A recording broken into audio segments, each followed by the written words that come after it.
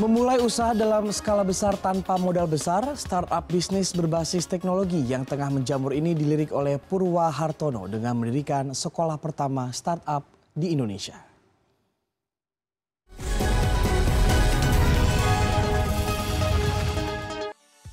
Perkembangan era digital yang semakin masif melahirkan potensi segar bisnis startup.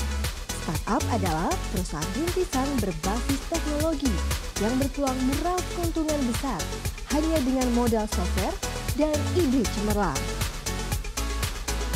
Purwadika IT Entrepreneur School, sekolah pertama startup di Indonesia ini, merupakan wadah edukasi untuk membimbing para entrepreneur digital. Purwadika itu sudah berdiri sebenarnya sejak 1987. Cuma perkembangan sesuai dengan teknologi yang ada, ya. Jadi dulu itu kan masih semua fokusnya kepada hardware dan software design, ya, kepada perangkat. Jadi dulu kita punya sekolah itu boleh dikatakan dinamakannya Computer Design School. Jadi kita fokus trainingnya mengajar orang bagaimana mengembangkan hardware dan software. Tapi seiring dengan perkembangan zaman kita tahu bahwa ada 3 teknologi utama yang melanda kehidupan manusia di bumi ini, ya. Pertama, hadirnya internet, ya. Pada waktu hadirnya internet, sehingga satu dunia ini menjadi seperti satu tempat, ya. Lalu bisa menghubungkan satu komputer dengan yang lainnya yang berjarak jauh. Nah, disitulah kita mulai menyesuaikan, membuka pelatihan training yang memanfaatkan teknologi tadi. Jadi seiringnya waktu tadi, Purwadika ini adalah sebuah pusat pendidikan IT, memang vocational sekarang ini, yang selalu mau align sama perkembangan teknologi yang ada. Nah, jadi baru 2 tahun terakhir ini kita masuk ke pendidikan startup. Nah, ada 2 macam pendidikan yang kita sediakan. Pertama adalah startup fast track. Itu adalah bagi mereka yang mau jadi entrepreneur, mau membangun bisnisnya mereka sendiri. Nah, itu terdiri dari 1 tahun training dibagi 2 tahap. 6 bulan adalah training untuk belajar coding, software development, dan ini non-IT background. Jadi siapa saja yang tidak punya background IT bisa ikut serta. Ya, selama 6 bulan kita training mereka jadi coder. Lalu setelah itu 6 bulan mereka masuk ke fase yang namanya inkubasi. Nah, di inkubasi ini kita tolong mereka bantu dari awal, mulai dari ideation, validation, terus prosesnya sampai akhirnya mereka go live, ya, menjadi satu perusahaan. Dan kami pun menjadi, boleh katakan, investor awal lah, kecil-kecilan, membantu mereka supaya ada dana, bisa bergulir, mereka bisa bertumbuh, growing, dan ujung-ujungnya nanti kami akan connect mereka ke big investors, ya, bahkan dari Silicon Valley seperti itu. Nah, dan memang kami akan memiliki sebagian share dari setiap startup yang kami hasilkan. Ilmu menjadi modal paling penting dalam mendirikan sekolah startup. Purwa juga tidak membatasi siapapun yang ingin belajar. Ya, jadi kerjasama dengan mereka ya sama seperti layaknya sebuah sekolah. Apakah mereka sebagai part-timer atau mereka sebagai full-timer, kan begitu, ya. Jadi tapi kebanyakan ya memang kalau yang namanya saya guru-guru dari praktisi nggak mungkin full-timer. Nah, mereka karena passion, mereka meluangkan waktu mereka juga di luar waktu kerja mereka, kesibukan mereka untuk turut berpartisipasi mengajar di sini. Saya percaya kesempatan itu terbuka buat setiap orang. Saya tidak mau judge dari education background dia atau judge dari umur dia. Jadi welcome siapa saja, lulus SMA atau masih SMA pun asal siap saja. Ya, siap mental, tapi di dalam pendidikan kita kan ada tes. Setiap course kan ada ujian. Kalau dia lulus, dia hebat ya, terus why not gitu kan, bisa.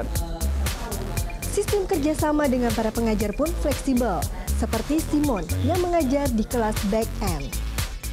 Ke arah back-end, itu kita menggunakan Laravel sebagai frameworknya.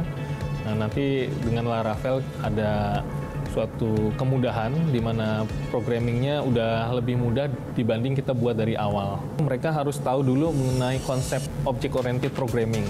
Kemudian mereka juga harus mengetahui akan database sebagai tempat menyimpan datanya, dan juga mereka paling tidak punya pengetahuan coding secara praktis gitu ya, sehingga pada waktu ada permasalahan mereka bisa tahu bagaimana cara memecahkan masalahnya. Kalau yang saya ajar di back-end programming ini itu 5 kali pertemuan, itu dari jam 9 sampai jam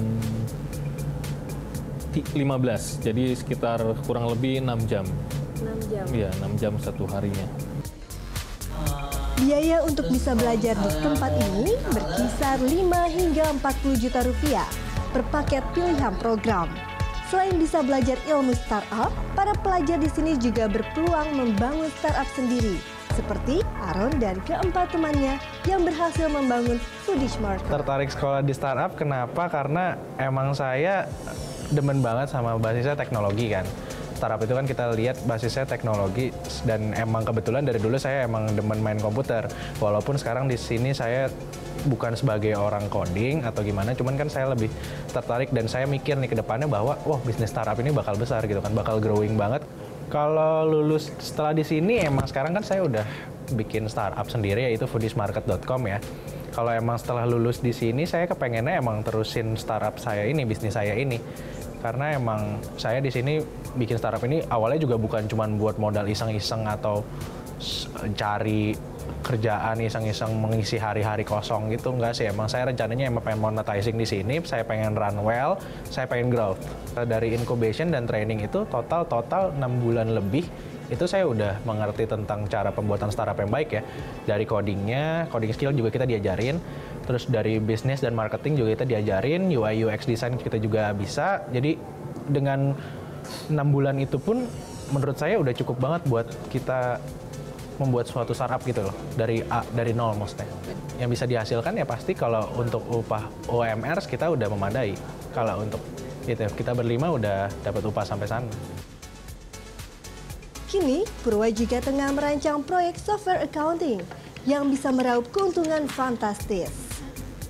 Potensi ya yang bisa diraih. Contoh, kita sedang mempersiapkan sebuah produk accounting yang sangat sederhana untuk disewakan ke berbagai perusahaan kecil sampai menengah lah ya. Coba bayangkan aja kalau kita biasanya perusahaan itu untuk memenuhi kebutuhan accounting mereka mesti hire accountant kan.